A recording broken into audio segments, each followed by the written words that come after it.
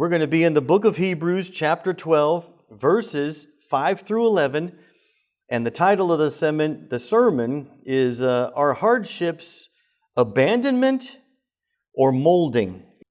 And I don't mean molding as in what happens to your bread when you leave it out for too long. That title looks kind of weird, so I want to drive that point home in the course of the sermon. Let's look at our text, and then we'll start to exposit it. Verse 5, have you forgotten the exhortation that addresses you as sons? My son, do not regard lightly the discipline of the Lord, nor be weary when reproved by him. For the Lord disciplines the one that he loves, and he chastises every son whom he receives. It is for discipline that you have to endure, because God is treating you as a son. One great hermeneutical principle. What is hermeneutical? There are proper rules of hermeneutics that are how you arrive at a correct exegesis of the text. Great. What's exegesis?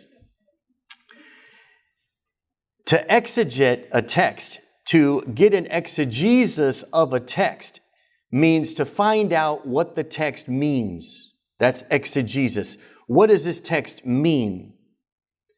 But the only way you can arrive at the actual meaning of the text is by applying certain hermeneutical rules. Guys that study literature, let's say, over the years, scholars have developed ways to see if you're accurately interpreting the text in terms of reasonableness, in terms of factualness, in terms of accuracy. Is there ways that we can know? And it turns out that yes, there are ways. One of the aspects, one of the principles is when we look at a text and we jump in like we did just now, we want to know what is the literary context. So when I look at verse 5 and 6 and I read it to you just now, you don't have any context for this. The literary context, that's a great phrase. The literary context is what is verse 5 and 6 doing within chapter 12? Now, I hate to use chapters because sometimes you might need to refer to several chapters. But what is the purpose of verse 5 and 6 in the context of chapter 12? What happened in verses 1 through 4? What's going to happen in verses 12 through 18? What is verses 5 and 6 doing in the middle? It would be good to know that. So let's review that. One very important word that we see in our text today is the word endure. That's here in verse 7. And that reminds us that word is important. It's been put here, endure hupomone, to remind us that what he's about to say is still connected to and tied in with what he already said in verses 1 through 4. Because in verses 1 through 4, he used the word endure, hupomone, several times. But I revealed last week that verses 1 through 4 is a pericope. It's a good starting and ending point. But the fact that there is another word that was used in verses 1 through 4 that gets carried into verses 5 through 11 tells us we're still connected to the same idea. I'm just going to give you a new thought, a new opportunity to see something in a different way. So that word endure creates a relationship with the verses 1 through 4, which ties in with last week's sermon. So quickly, last week's sermon, the idea was, important to remember also, is the historical context.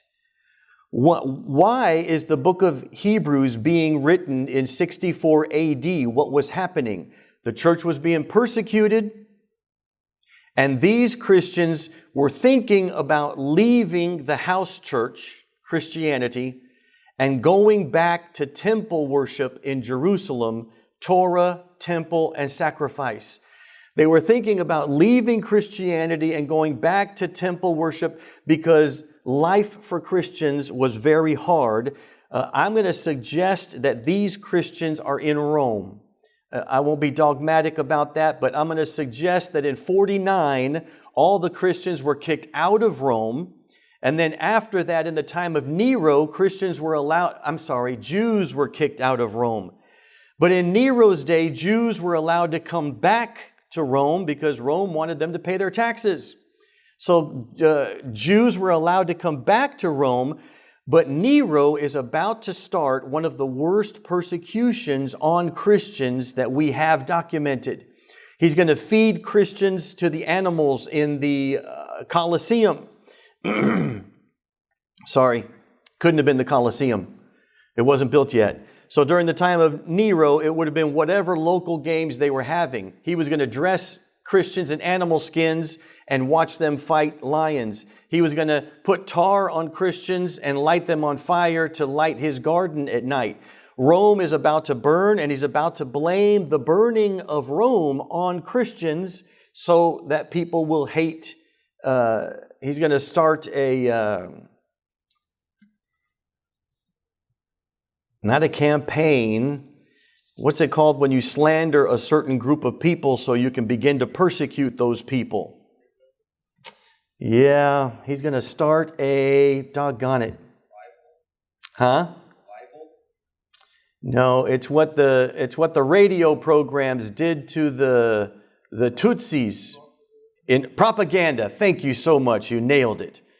The radio programs started calling the Tutsis terrible people, and that made the Hutus hate them, even though they were working side by side. Propaganda made one group hate another group. That's what Nero did. So this church is suffering persecution, and they're thinking about leaving Christianity to avoid persecution, to avoid what's been happening to them. And so what our text is trying to do is the preacher is doing something pastoral. He sees the church struggling with something that's happening, getting weak in their faith. And so his job is to teach them a different way to interpret persecution, a different way to interpret what they are going through in the moment. And that's what he's doing. And so last week, verses 1 through 4, what he used was the sports metaphor that was so popular in first century Greco-Roman culture, the agonistic ideal. Agon means struggle. And in first century Greco-Roman culture, they loved that. The harder the struggle, the more painful the struggle, the longer you had to endure, Rome loved that, exalted that. That was an ideal for people to rise up to.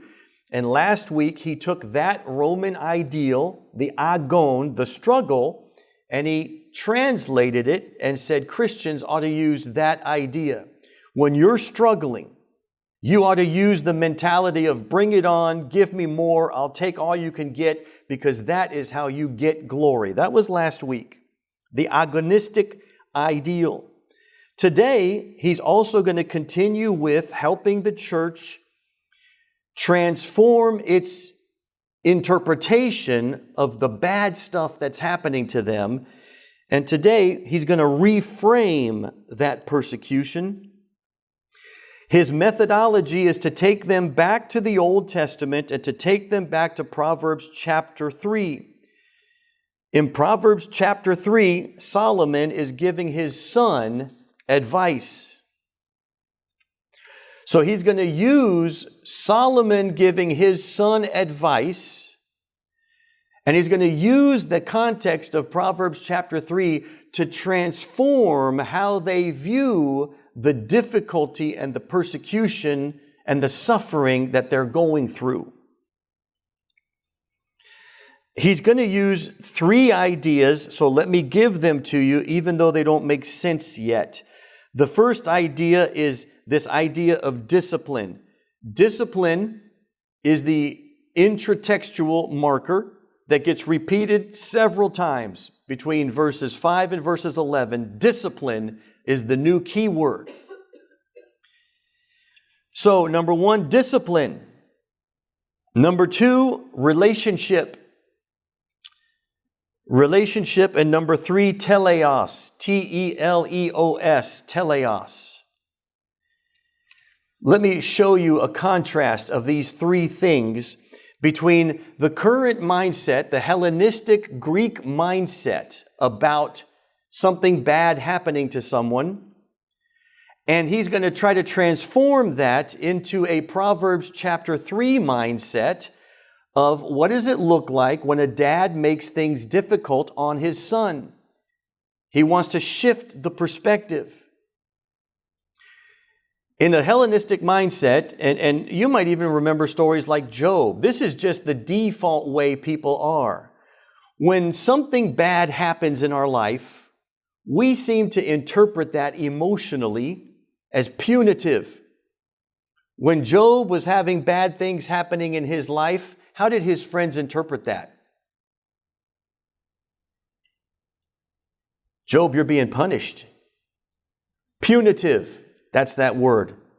Punitive. When something bad happens in our life, people jump to the conclusion, ooh, God's punishing you. You did something wrong.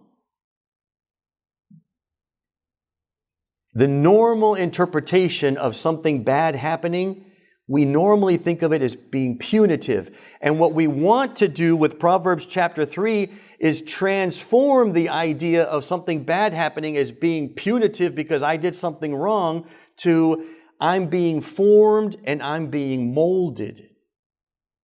I'm being shaped. I'm being trained for something.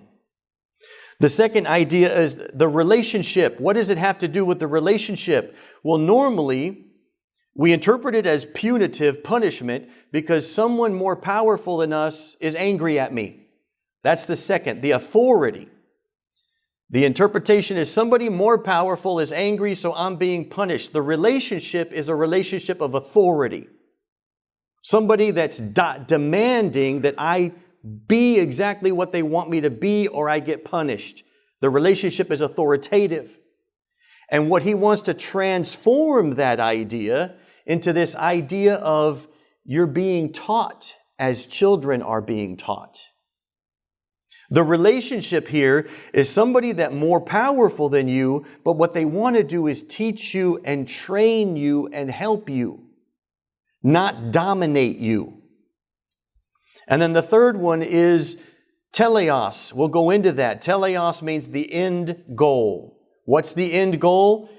Normally it's submission. I'm angry, I'm punishing you, you better do things the way I want you to do. Sometimes that's the way we view parenting, fatherhood. You better do it the way I want or you get spanked. But this wonderful Proverbs chapter 3 view, the end goal is for the child to be exalted and honored. For that child to grow up a young, respectable adult and to perform well in society. That's the goal. The goal is not dominion, you will do what I say. The goal for the child is, I'm only doing this because I want you to live the best adult life. I want you to be honored and respected and welcomed everywhere you go. The end goal is the exaltation and honor of the child. So he's going to try to shift the left column and teach people to view persecution and difficulty in terms of the right column. And hopefully we'll be successful at doing that today. If it's confusing and it's hard to wrap your mind around it, that's okay, because the purpose of the sermon is to teach us how do we shift our thinking from the left column to the right column. And our preacher today, our author, does it by going back to Proverbs chapter 3. What this is called, last week I gave you that new phrase, the agonistic ideal, the love of the struggle. Reframe what you're going through in that lens. Today, the little fancy term is parental pedagogy. Pedagogy simply means to teach. to teach. This is the new mindset that he's going to give his audience. Think of persecution. Think of what you're going through right now. Think of this hardship in terms of parental pedagogy instead of the way you're processing the information right now. What is it?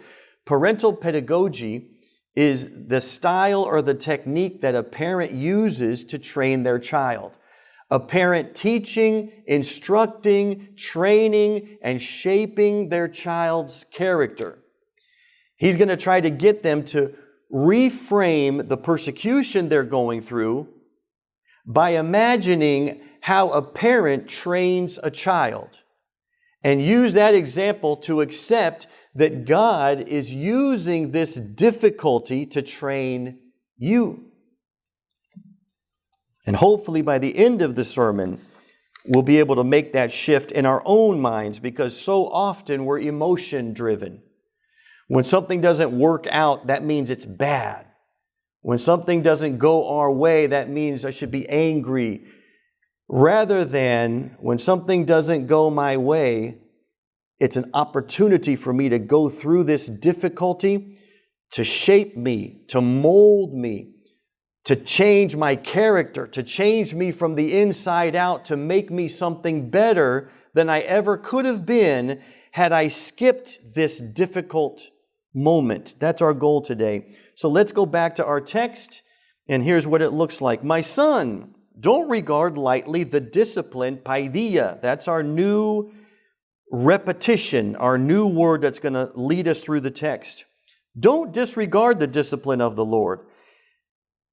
What's going to be critical in going home with something of value is to look at that word discipline, and we need to reframe what we think that means. Because the Bible is not a Western document written to us. The Bible is an Oriental book. Oriental ideas, Oriental thoughts.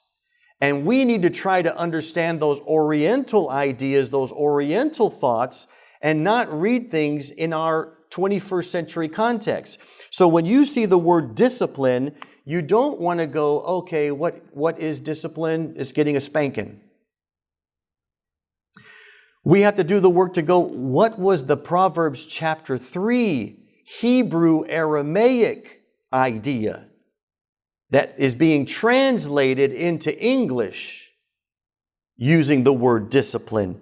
And let me get you to that word paideia. Let's try to understand what that is, because our whole pericope hinges on understanding paideia, which is not the same as our modern 21st century Western idea of spanking, disciplining. It's not the same thing.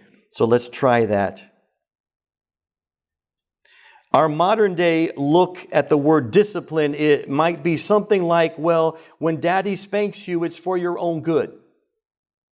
We've got to get something deeper than that. We've got to go something more profound than that, because that's what the Hebrew Aramaic idea in Proverbs chapter 3, it's much deeper and more profound than just getting a licking for doing something wrong.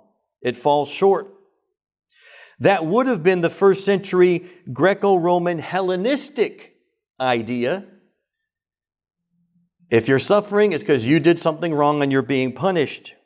So he's having to change their mindset. Some people interpret persecution as a sort of a spanking. Some people interpret going through a difficult season, when I'm going through something difficult and bad, have I been abandoned? Where is God? Why isn't He helping me? Why isn't He fixing this? Have I been abandoned? That's the wrong interpretation, but that's usually where we go. Where are you, God? Why aren't you doing something? Have I been abandoned? And that's not how we should view the word discipline. Paideia is translating a Hebrew Aramaic idea, and the idea is this: pedagogy. Pedagogy. It's the word I gave you earlier. Discipline, paideia, in the Hebrew, Aramaic, Proverbs chapter 3 mentality is pedagogy. The technique of teaching, shaping, molding. So instead of saying, do not regard lightly the discipline of God, we need to recognize a shift in our interpretation of discipline and say, do not regard lightly the teaching that God is giving you.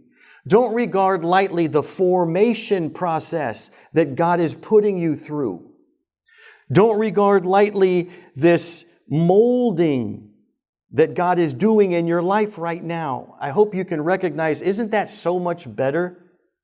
Paideia, isn't that much better than getting a spanking for doing something wrong? That's not the discipline. It's a molding, a teaching, an investment in a child so that they can grow up to be the best adult possible. It's the word getting translated discipline is really a parent's investing in their child to help them grow up and be the best child possible. All right. It's not the idea of being punitive. It's the idea of formation. It's the idea of preparing. A child is like raw material, and you've got so many years to shape them and form them and help them become a productive member of society that other people are going to welcome into their presence. Isn't it scary to see a rebellious child and you're thinking, oh man, if they don't fix that, nobody's going to want to hang out with that kid when he gets older. What a terrible disservice. We want children to be loved and accepted by their peers. So whatever they're doing that makes their peers not like them, we better get that out of them by shaping and forming and molding and teaching.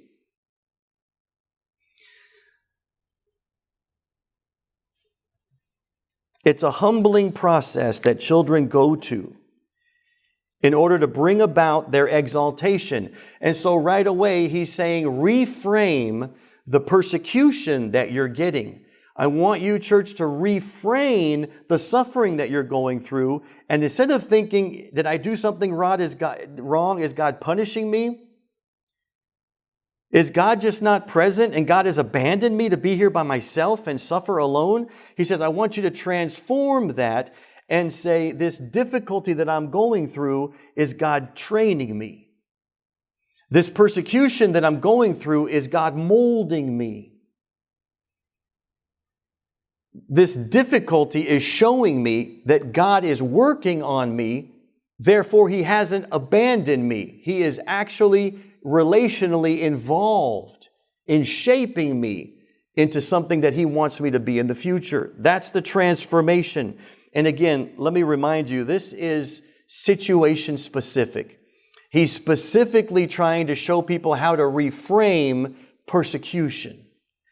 I wouldn't want us to take too much out of this and go, well, then that means everything that goes wrong in the world should be viewed through this lens. There are some horrible things that happen in life.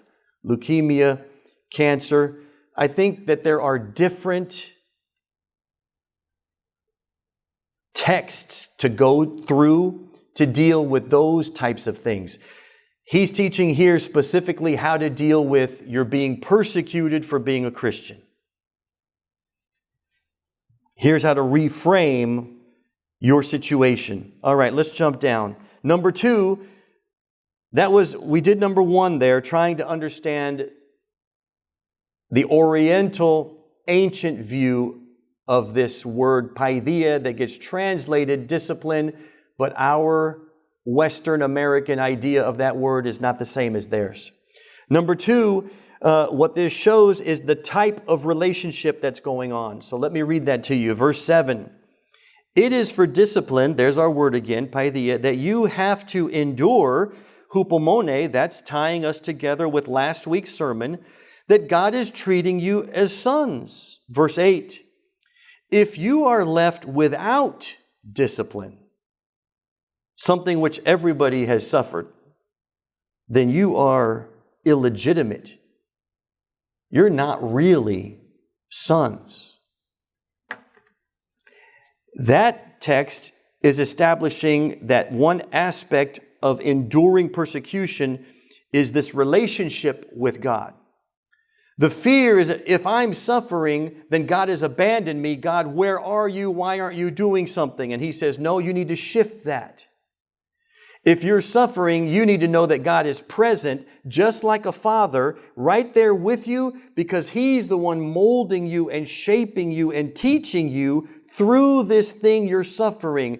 This thing that you're suffering means he's right there working on you because he loves you and he's in a relationship with you. Isn't that so much better? Have you ever gone through a difficulty and felt like, why am I alone? Why am I doing this by myself? Hey, God, where are you? We interpret it as abandonment. And he's saying, no, it's not abandonment. It's a father walking alongside of you, shaping you and molding you and teaching you. He is closer than ever because he is engaged in your life. And he's using this moment, this difficulty, this trial, this persecution. He's using it to shape you and mold you.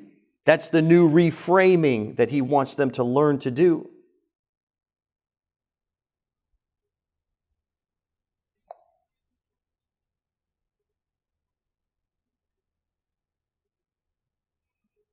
What you're going through is the preparatory work of a father. And it means that you are loved and that he delights in you. Therefore, he's willing to invest in you. Verse 8. If you are left without discipline, you're illegitimate children, you're not really sons.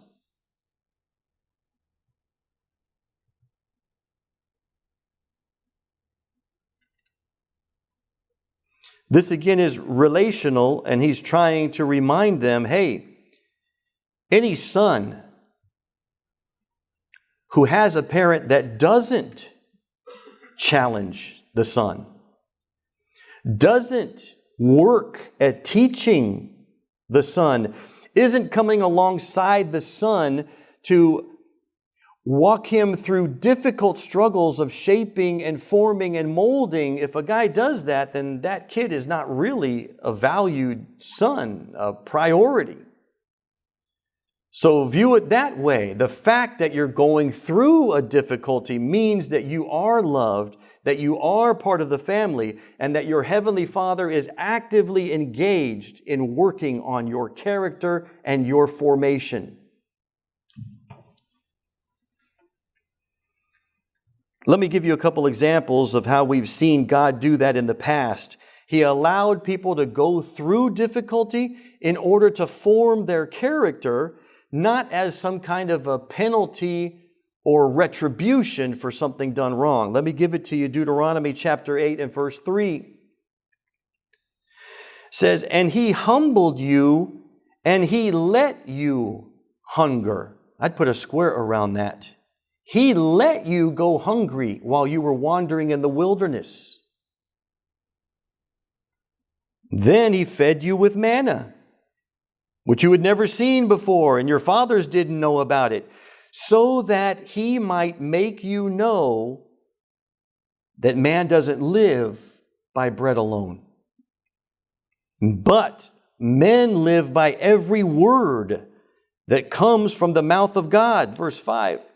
Know then in your heart that as a man disciplines his son, the Lord your God disciplines you. And again, when you see discipline, remind yourself, maybe you do something in your text. Put a square around discipline, and then you could put 20C or 21C, 21st century, put a round circle and a line through it. This is not 21st century idea of discipline.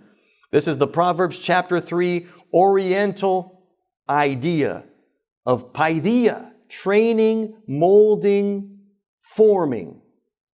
So here it's clear God says, yes, I let you wander around in the wilderness and I let you go hungry. Was that retribution? Was that punishment? No. I was trying to form you.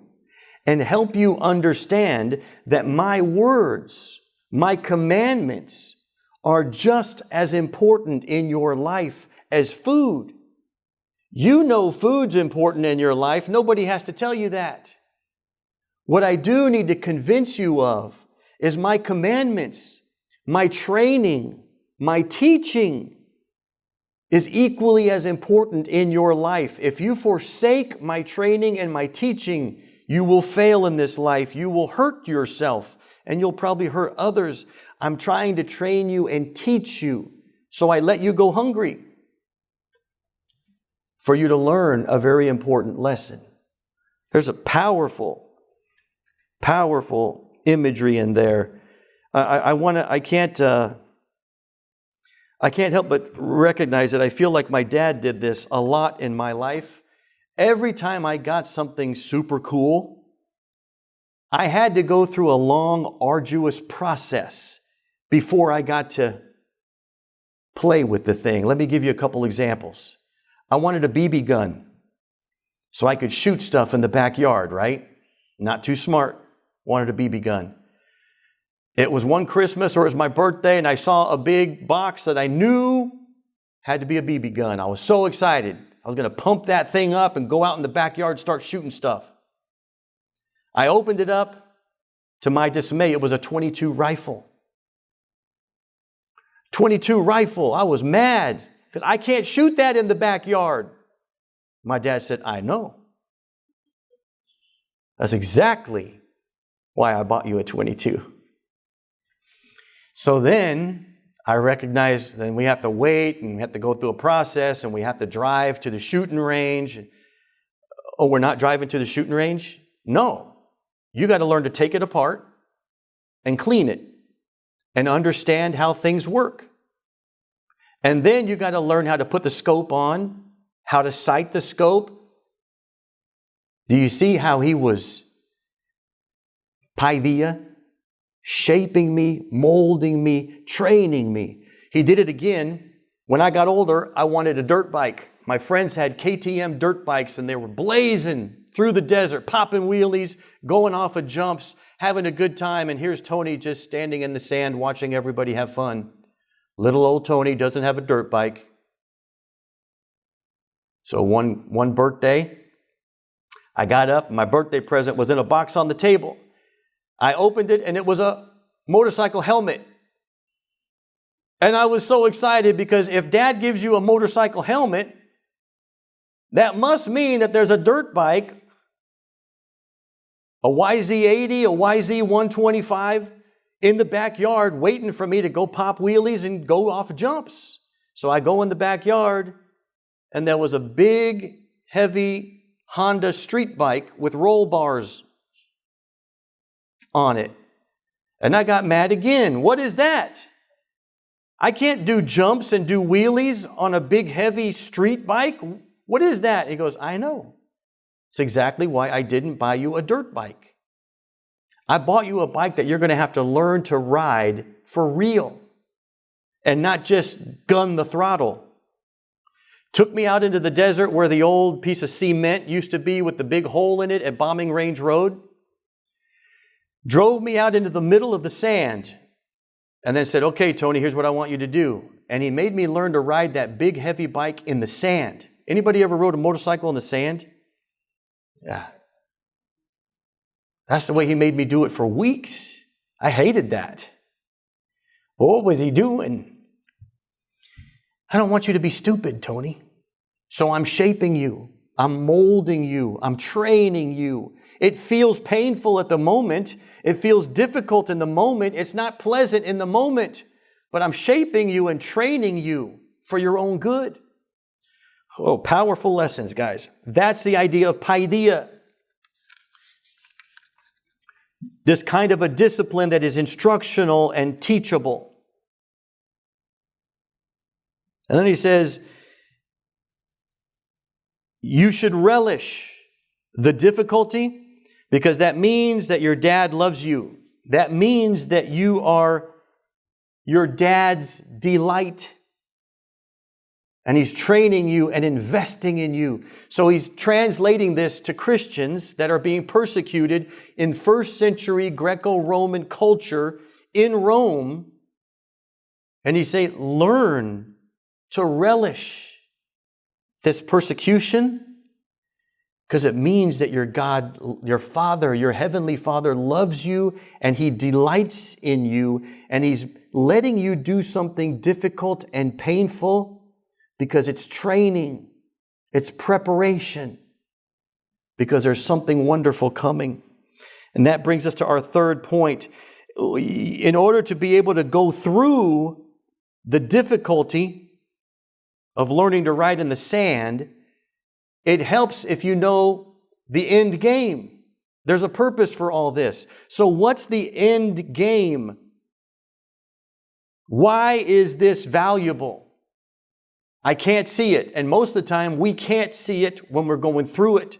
But there is an end game. There's something at the end later on that makes us go, oh, I'm ready for this because God taught me and molded me through that. So that's the next part. Number 3, the teleos. What is that? Teleos is an important word. We look at it all the time, and every time it shows up in the text, I point it out to you because the generic, normal translation for teleos is perfect. And we miss the point. You must be perfect as your Heavenly Father is perfect. That's not good. You must be teleos as your Heavenly Father is teleos. What does that mean? Let me give you some examples of how teleos should be interpreted, and then see if you can wrap your mind around getting a better definition of teleos than the generic translation perfect. It's so far off. You miss it. So when you see the word perfect in your Bible, put a square around it and a question mark. Here's what teleos means. Right now, the mariners are engaged in teleos, the end game. What do we call that in baseball? What's the end? The 7 games? World Series. World Series. Months ago, when the Mariners were going through training and discipline and running and lifting weights and getting up early and dieting, all of that difficulty, all of that discipline was paideia. Someone that cares about you is forming you and training you for the teleos. What's the teleos in baseball? I forgot it already. Was it? World Series. Man, somebody's going to not even think I'm American. World Series. The paideia, the training and the molding, was difficult back then, but I put you through that for the teleos. For what's coming in the end, the goal is the World Series. I wanted you to be ready for the World Series. That idea of doing something now to prepare you for that thing later, that's teleos. The thing that comes later. Let me try to give you another example. With fruit, I'll see mangoes on the countertop at my house, and I'll go to grab a mango, and my mom would say, "Oh, Tony, don't eat that one. That one is not teleos." What does that mean? It's not ripe. It hasn't got to the end yet. Do you see the difference? It's still green, which means it's not teleos. It hasn't reached ripeness. The thing that comes at the end, okay? Let me give you another example. David. I'm imagining this, but David's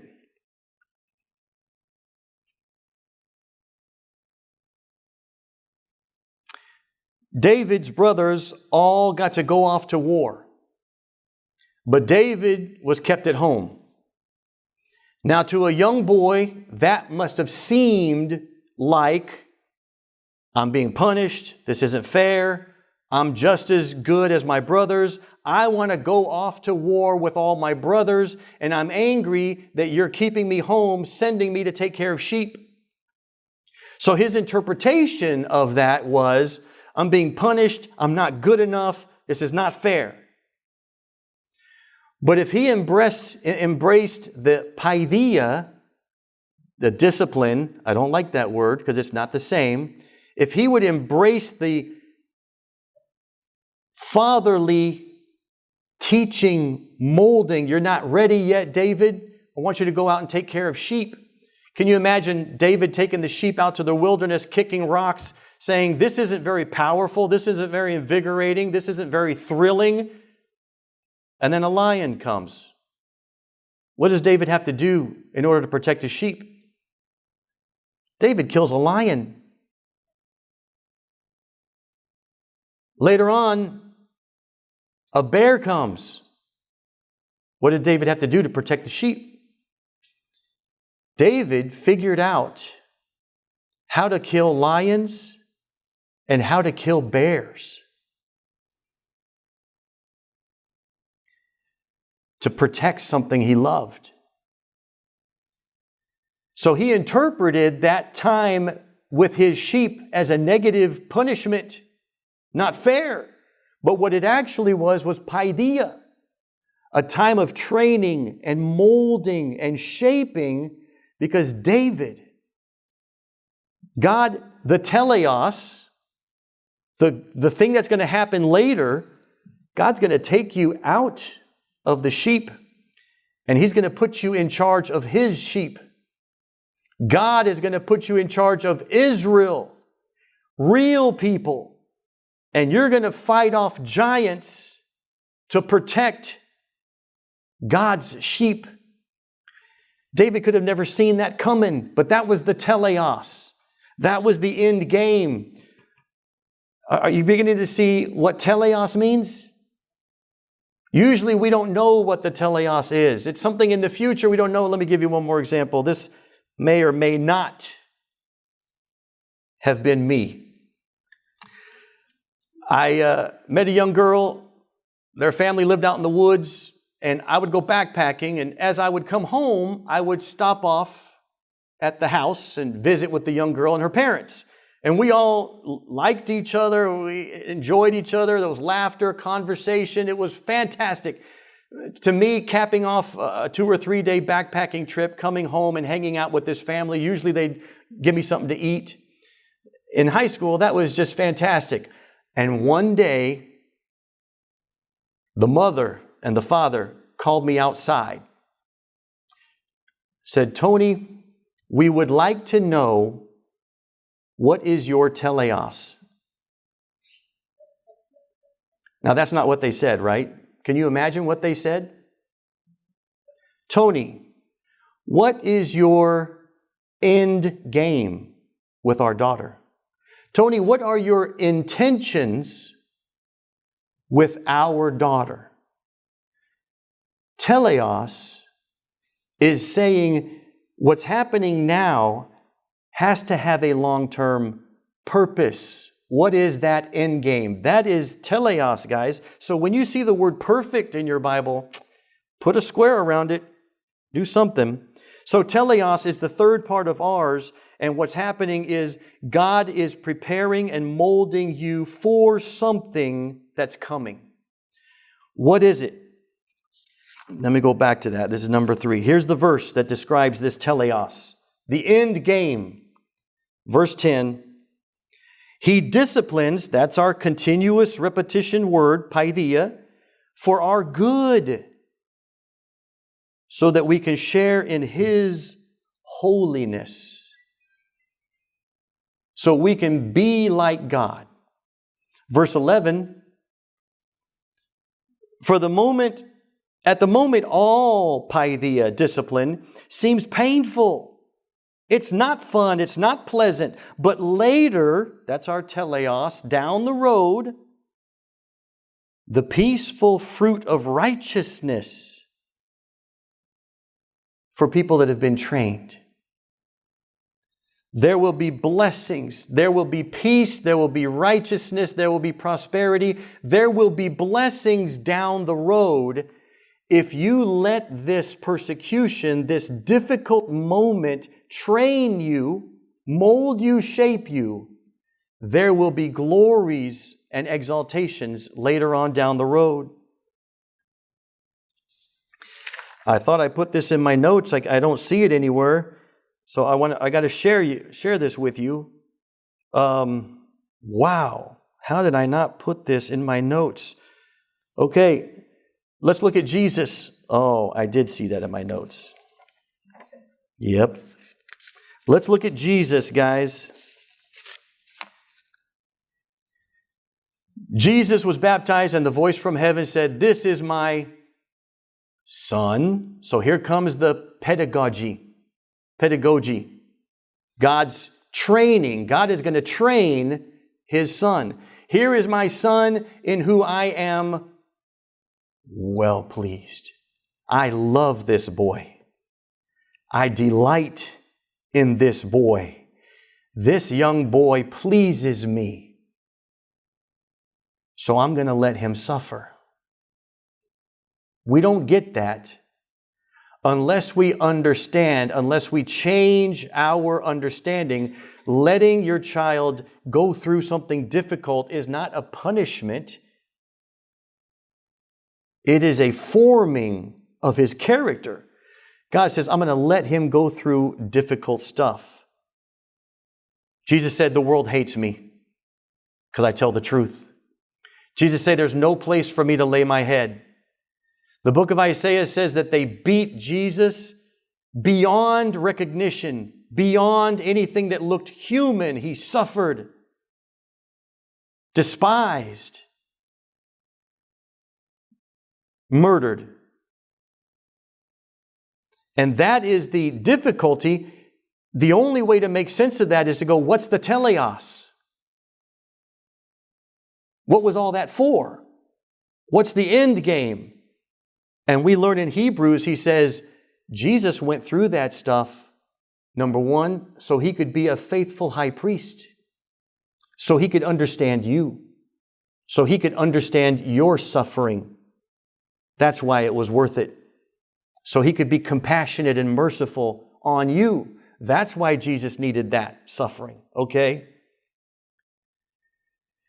He went through that so he could be our pioneer.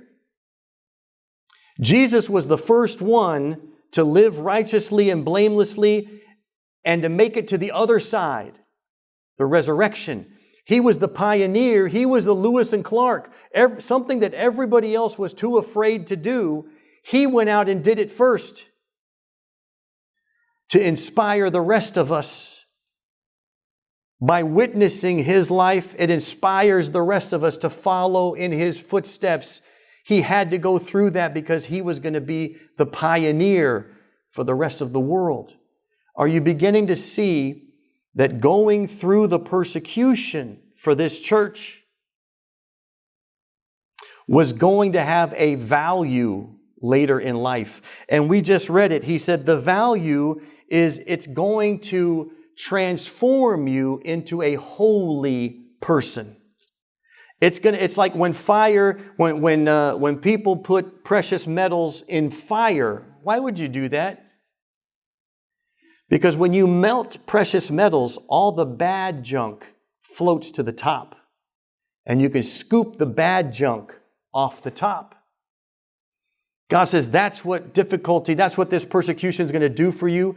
It's going to rid you of all the bad junk that's in your life. It's going to make you holy like me. It's going to yield peaceful fruit. It's going to transform you. And the result, the teleos, is going to be pleasant and substantial. So now we finally go back to Proverbs 3. And notice how Proverbs 3 says it's worth it. The discipline, the persecution, the training, the forming, it's worth it as a child because Proverbs chapter 3 and verse 1. My son, don't forget my teaching, but let your heart keep my commandments. because length of days and years of life and peace will be added to you. Verse 13. Blessed is the one who finds wisdom and the one who gets understanding. Verse 14. The gain from her is better than gain from silver, and her profit is better than gold. She's more precious than jewels. Nothing that you can desire will compare with her. Long life is in her right hand, and in her left hand are riches and honor. Verse 17. Her ways are the ways of pleasantness, and all of her paths are peace. She is a tree of life to those who lay hold of her. Those who hold her fast will be called blessed. Don't view the persecution as abandonment or punishment. Look at it as something that's going to purify you and bless you down the road. What this moment creates in your life is going to be more valuable than anything you could ever want. Better than a YZ 125. So don't shrug away from this moment, because it will later on, it will be of such value that it will be worth more than anything else you could ever crave. Peace, happiness, wealth, and wisdom. Because I love you, I'm pleased with you, I'm delighted in you, and I want this glorious teleos for you. So don't shy away from the difficult moments